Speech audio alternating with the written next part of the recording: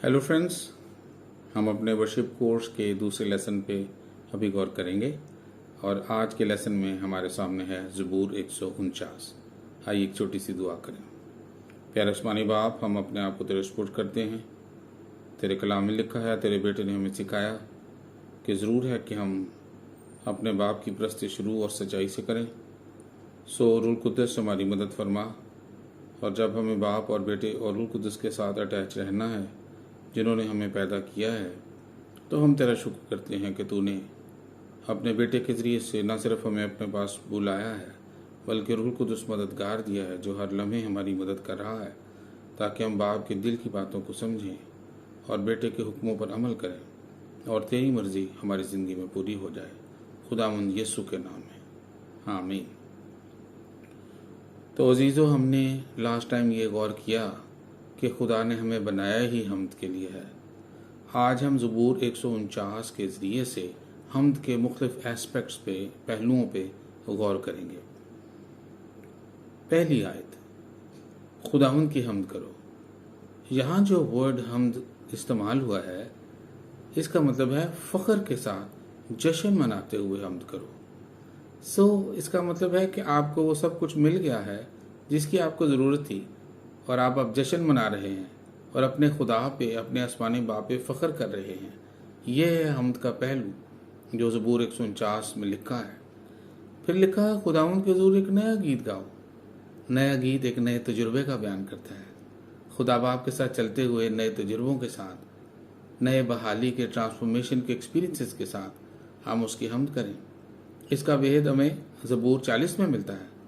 ज़बूर 40 में ज़बूर नवीस कहता है, मैंने सब्र से खुदावंद की आस रखी और उसने मेरी तरफ माइल होकर मेरी फरियाद सुनी और मुझे गहरे गड्ढे और दलदल की कीचड़ से निकाला।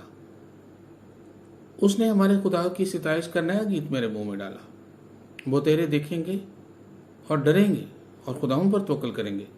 वो जो नया एक्सपीरियंस है, दलदल में से निकलने का, मजबूत चट्टान पर खड़े होने का, सब्र के साथ इंतज़ार करते करते और खुदावंद के माइल होकर मेरी तरफ मुतवज्जो होने के तजुर्बे में जो नया गीत वो मेरे मुंह में डालता है, ये एक ऐसा गीत है जो बहाली का और फ़ख्र का और जश्न का इजहार करता है कि सुनने वाले खौफ खाते हैं और खुदा पर ईमान लाते हैं।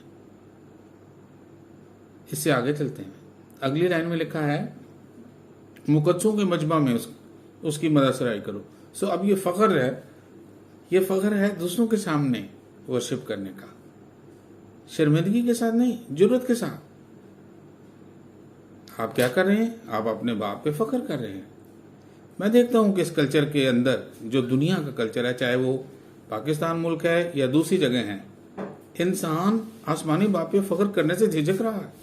लोग उसका नाम नहीं लेना चाहते, जबकि खुदा तो हमें फ़ख्र करने के लिए बुला रहा है कि हम अपने आसमानी बाप पे फ़ख्र कर सकें कि इस दुनिया का बनाने वाला, इस दुनिया का खालिक मेरा आसमानी बाप है जिस पर मैं फ़ख्र करता हूँ और मैं गाकर उसका इजहार कर रहा हूँ। ये आवाज़ का, ज़ुबान का इस्तेमाल है खुदा उनकी हम्द करने के लिए। और दूसरी आयत में लिखा है, इसराइल अपने खालिक में शादमान रहे। मुसलसल शादमानी का भेद खालिक में है।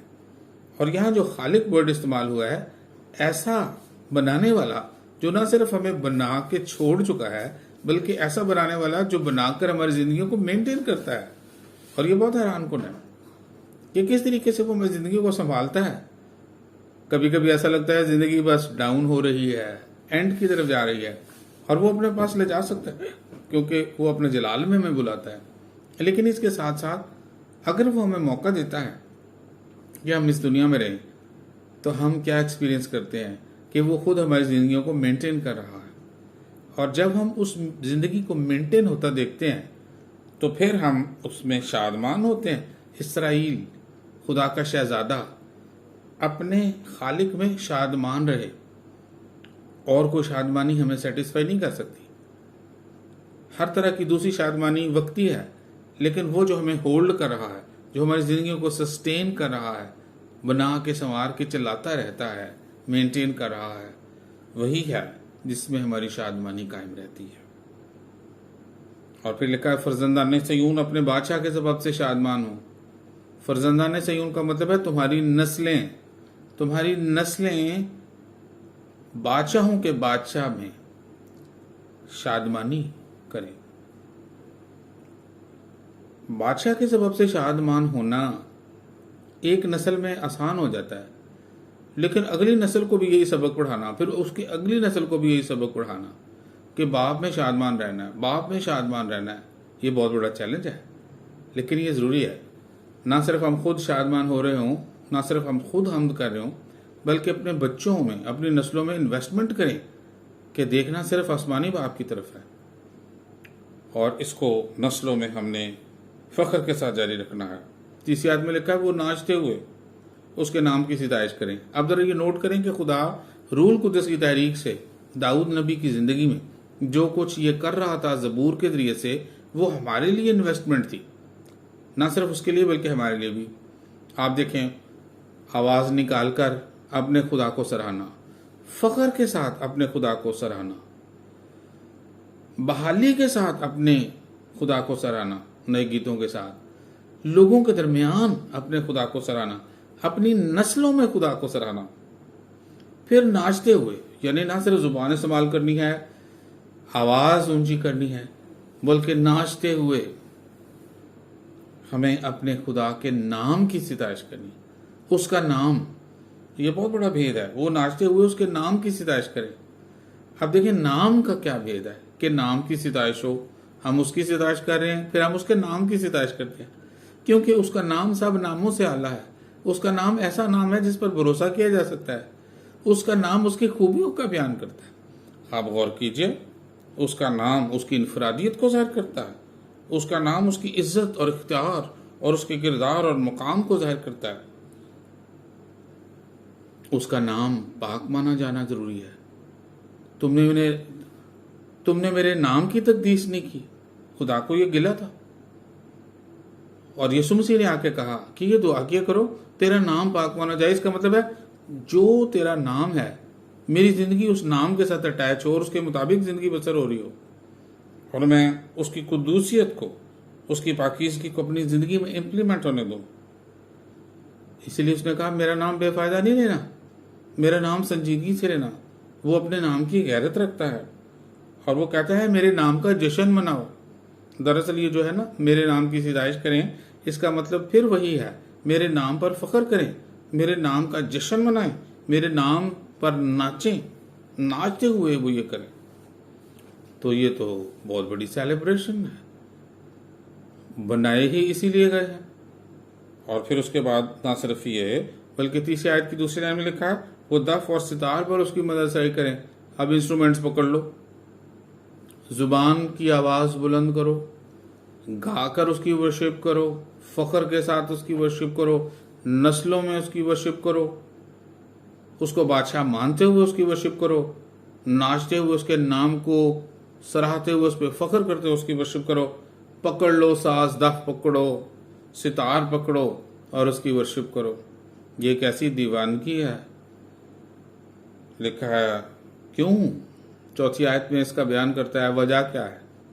वजह यह है कि खुदावंद अपने लोगों से खुशनूद रहता है। बहुत से लोग सोचते हैं वो नाराज़ रहता है, बहुत से मज़ाहब उसको नाराज़ महसूस करते हैं, लेकिन खुदा के बेटे ने आके हमें सिखाया कि वो हमारा प्यारा आसमानी बाप है। और मूसा बेटे की कहानी जो खुदा के बेटे ने हमें सिखाई, उसके ज़रिए से हम अपने आसमानी बाप के कैरेक्टर को देख सकते हैं। मूसा बेटा जब लौट आया तो गंदी हालत में ही उसके बाप ने उसको गले लगाया और चूमा। सो वो अपने बाप की मोहब्बत का तजुर्बा फिर से करने लगा जब उसने अपने आप को बाप के सुपुर्द किया और अपनी गंदगी की हालत में करने लगा। सो इसका मतलब है कि ना सिर्फ बेटे खुश होते हैं, फर्जंद खुश होते हैं, बल्कि आसमानी बाप भी उनसे खुश है।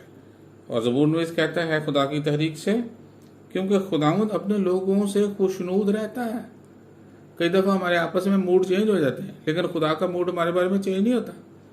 जो कुछ उसने करना था वो कर चुका, अपने बेटे में हमारी बहाली का इंतज़ाम कर चुका, और अब दर्जा बदर्जा बदलने के लिए वो हमसे खुशनूद रहता है कॉन्टीन्यूसली, और हमें इसमें तसल्ली पानी है। कई दफ़ा हम अपनी कमज़ोरियों की वजह से अपने आप को जज करते रहते हैं, और जज करने की वजह से हम अपनी वर्शिप में बहाल नहीं रहते, जबकि खुदा कह रहा है कि मैंने तुम गंदों को अपने सीने से लगा रखा है। इसका मतलब है अगर उसने हमें सीने से लगा रखा है तो हम उसमें मुतमईन हो सकते हैं। वो मेरी जान को बहाल करता है, वो मुझे अपने नाम की खातिर सदाकत की राहों पर ले चलता है। ये उसका काम है। मैं उसकी छोटी सी भेड़ हूँ और मुझे अपने बाप में मगन और मुतमईन रहना है। और फिर लिखा है वो हलीमों को नजात से जीनत बख्शेगा। ये चौथी आयत का दूसरा हिस्सा है। अब हम शुरू हो गए हैं खुदा के कामों को देखना कि खुदा क्या कर रहा है। उसने सिर्फ हमें वर्शिप करने के लिए छोड़ा हुआ कि बस मेरी वर्शिप करो, बल्कि वो बता रहा है मैं तुम में मसरूर रहता हूँ। और सफनिया तीसरे बाब में लिखा है वो तुम्हारे लिए गोल दायरे में डांस करता है, गाता है तुम्हारे लिए डांस करते हो। आप देखें कि वो हलीमों को नजात से जीनत बख्शेगा, जो उसके सीने से आ लगे हैं, जो उसकी वर्शिप में मगन रहते हैं, जो उस पर फख्र करते हैं, जो अपनी नस्लों को सिखाते हैं कि खुदा पर फख्र करो। तो खुदा उनसे खुश रहता है और उनकी ज़िंदगी में अपनी निजात का काम करता है। यहाँ लिखा है वो हलीमों को नजात से जीनत बख्शेगा। नजात का तजुर्बा ना सिर्फ माजी के लिए था, हाल और मुस्तकबिल के लिए भी है। और ये शायद 12 बाब में तो लिखा है तुम नजात के चश्मों से पियोगे। मैंने कहा खुदावंद ये क्या है? उसने कहा जितने तुम्हारे बंधन उतने मेरे चश्मे। हर बंधन के लिए उसका एक चश्मा मौजूद है और ये चश्मे फिर जारी हो जाते हैं। कोई आपसे पूछता है कि मैं क्या करूं, आप कहते हो इस मसले में खुदा ने मुझे निजात दी, फिर कोई और मसले में निजात दी। तो ये बंधनों से रहाई की खुशखबरी है। जो निजात के चश्मों के तजुर्बे आखिरकार दूसरों को बयान करने का मौका देते हैं। और खुदा जो फिरोदनी से उसके तालिब रहेंगे, जो गुर्बत की हालत में अपने आप को पेश करेंगे, खुदा उनको जीनत बख्शेगा निजात की। उनको ये सेहरा पहनाएगा कि वो बहाल किए जाते हैं। उनकी खूबसूरती और जलाल, उनकी बहाली और खुदा की मौजूदगी के बढ़ते चले जाने का असर और इजहार होगी। फिर कहता है मुकद्दस लोग जलाल पर फख्र करें। तो ये फ़ख्र की कहानी है, वर्शिप की कहानी, खुदा पे मान करने की, उसकी वर्शिप करने की कहानी है। अगर किसी बात पे फ़ख्र करना है तो उसकी ग्लोरी पर करना है। उसकी ग्लोरी, उसका जलाल, जो कुछ वो अपनी ज़ात में है। और कितनी दफ़ा हम डिस्ट्रैक्ट हो जाते हैं, लेकिन रूह कुद्दस हमारी मदद करने के लिए तैयार है ताकि हम उसकी ग्लोरी पर फ़ख्र करते रहें। और ये ग्लोरी पर फ़ख्र करना हमें, जब हम दराज हो जाते हैं अपने बिस्तरों पे, उस वक्त भी हमें उसी मोड में रखता है। आप ज़रा देखें, लिखा है 5वीं आयत के दूसरे हिस्से में वो अपने बिस्तरों पर खुशी से नगमा सराई करें। और ये जो है ना बिस्तरों पर, इसका मतलब सिर्फ ये नहीं जब वो लेट जाएं, बल्कि जब वो लेटने वाले हों, लेटते लेटते वर्शिप करते हुए लेट जाएं और खुशी से उसकी नगमा सराई करें। यानी कि इसमें यह भी मतलब है ऊंची आवाज के साथ। दिन चढ़ा वर्शिप करते करते, रात हो गई वर्शिप करते, लेटते हुए भी उसी में मगन और वर्शिप। ये है वो जिंदगी जो खुदा ने हमारे लिए वर्शिप के लिए डिजाइन की है। और फिर 6ठी आयत में लिखा है उनके मुंह में खुदा की तमजीद और हाथ में 2 धारी तलवार हो। ये एक और नया लेवल है वर्शिप का। ये कौन सा लेवल है? अब देखें, ऊपर एक हिस्सा था, फिर दूसरा सेगमेंट था खुदा क्या कर रहा है, फिर वापस आ रहे हैं कि अब हमारी जिंदगी में अगला लेवल क्या आता है। बिस्तरों पर नगमासाई करना, मुंह में खुदा की तमजीद होना और हाथ में 2 धारी तलवार होना। सो खुदा का कलाम हमारे लिए 2 धारी तलवार है। और इसको लेते हुए, इसके साथ जुड़े हुए, क्योंकि जब हम इसको पढ़ते हैं खुदा अपने कलाम के साथ है। चूंकि खुदा अपने कलाम के साथ है, इसलिए वो अपने कलाम के साथ हमारी जिंदगी में और ज्यादा तासीर करता है। ये कलाम हमें तो ट्रांसफॉर्म करता है, लेकिन दुश्मन के खिलाफ हमारी ललकार है, हमारी तलवार है। आप जरा देखेंगे वर्शिप की पीक में सिर्फ 24 घंटे में हम वर्शिप में मेंटेन नहीं रहते, बल्कि एक और नया काम भी होता है। वो क्या है? ताकि कौमों से इंतकाम लें। 7वीं आयत में ये तलवार दुश्मन के खिलाफ है। मुंह में वर्शिप हो रही है, कलाम हमारे हाथों में है। इसका मतलब है कलाम और वर्शिप ये 2 पहलू हैं जो हमारी जिंदगी का जरूरी हिस्सा है, और इसके जरिए से हम दुश्मन पर गालिब आना शुरू हो जाते हैं। गलबा किस तरह का है? सिर्फ ये नहीं है कि अगर दुश्मन हमला करे तो उसको रोक लो, सिर्फ डिफेंस नहीं, बल्कि यहाँ पे लिखा है ताकि कौमों से इंतकाम लें और उम्मतों को सज़ा दें और उनके बादशाहों को जंजीरों से जकड़ें और उनके सरदारों को लोहे की बेड़ियां पहनाएं।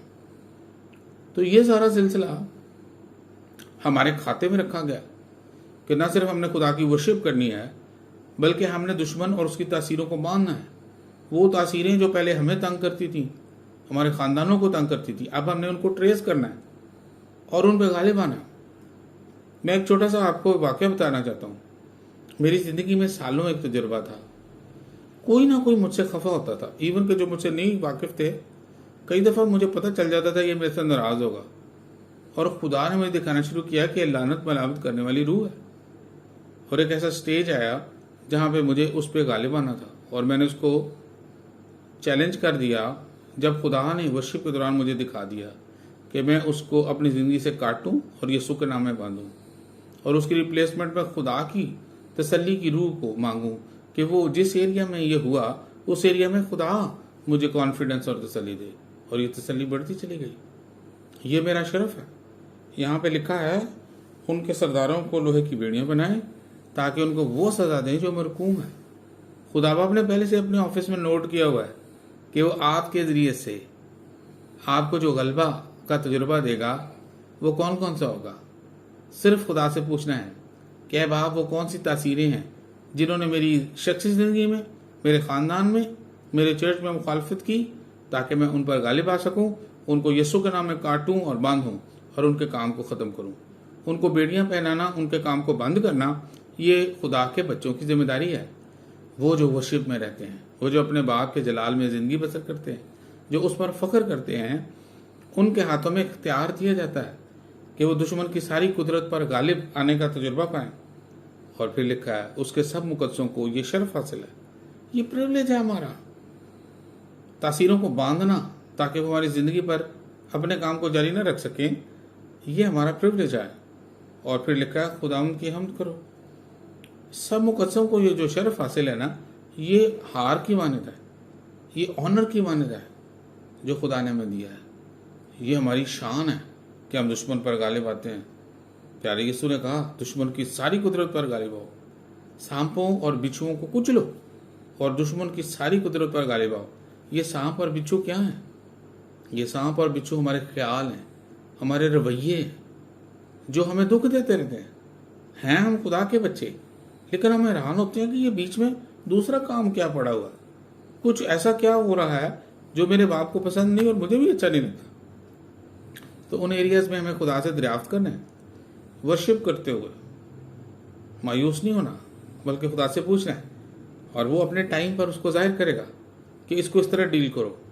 वो अपनी रोशनी में दिखाएगा। हमें बाप बेटे रूह कुद्दस से रहनुमाई लेनी है ताकि वर्शिप करते हुए, तासीरों को बांधते हुए, एक गलबे की ज़िंदगी के साथ और ज़्यादा फ्रीडम में, जैसे जैसे हम आज़ाद होते चले जाते हैं और दुश्मन की कुव्वतों के जो काम हैं जो हमारी ज़िंदगी में खामखा मुदाखलत करते हैं, उनको बांधते हुए हम आज़ाद फ़ज़ाओं में, जो खुदा की पाक फ़ज़ाएँ हैं, हम उसकी वर्शिप में बढ़ते जाते हैं। मैं उम्मीद करता हूँ कि आज के सेशन में खुदावंद ने आपको बरकत दी है। खुदावंद आपके साथ हो। इस पूरे हफ्ते में इन बातों पर गौर कीजिए। तो इसके बाद मैं एक सवाल भी आपके लिए लिख कर देता हूँ। Thank you.